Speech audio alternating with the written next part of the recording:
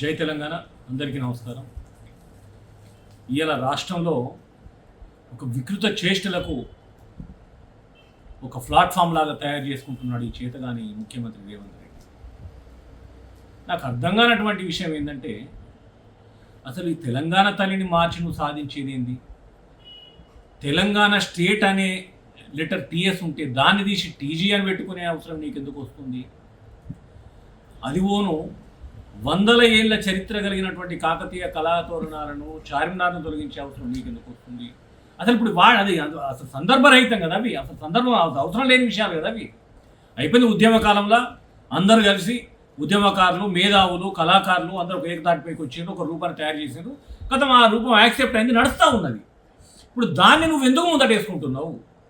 అసలు విషయం ఏంటంటే, తెలంగాణ తల్లి రూపం మార్చే కార్యక్రమం నువ్వు పెట్టుకోవడానికి కారణం, నీ మనసులో ఎవరినో ఊహించుకొని నీ మనసులో ఉన్న వ్యక్తిగత ఊహనే తెలంగాణ తల్లి అని తయారు చేసేసి నీ వ్యక్తిగత ప్రయోజనాల కోసం తెలంగాణ రాష్ట్రం పైన రుద్దుతున్నటువంటి దుర్మార్గమైన చర్య ముఖ్యమంత్రి.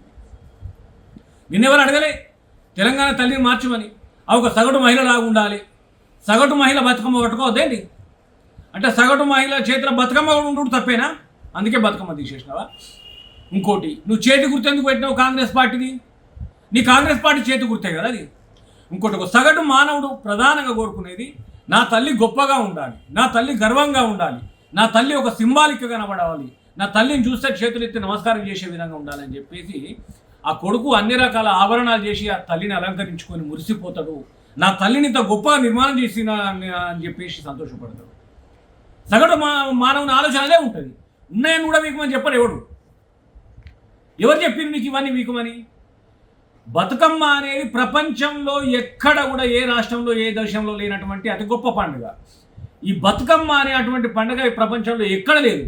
అంత గొప్ప బతుకమ్మని ఎందుకు తీసేసినావు నువ్వు?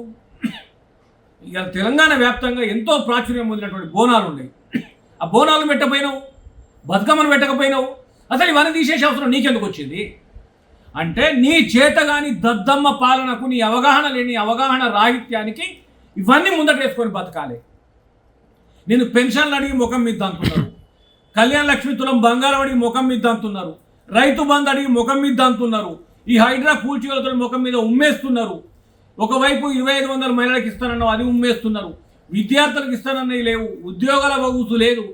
ఇవన్నింటికి నీ మొహం మీద ఉమ్మేస్తున్నారు. కాబట్టి తప్పించుకోవడం కోసం ఈ తెలంగాణ తల్లి అని పెట్టుకున్నావు.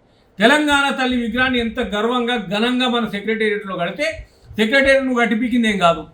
ఆడ నువ్వు ఈ విగ్రహాన్ని మార్చి పెట్టి నీ రాక్షసానందాన్ని పొందుతూ ఉన్నావు.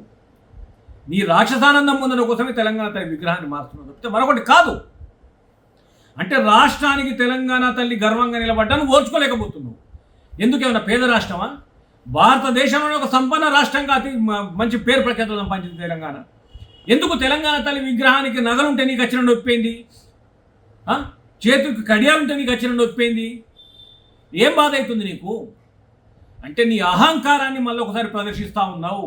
అంటే తెలంగాణ తల్లి గర్వంగా గొప్పగా నిలబడ్డా నువ్వు భరించుకోలేకపోతున్నావు.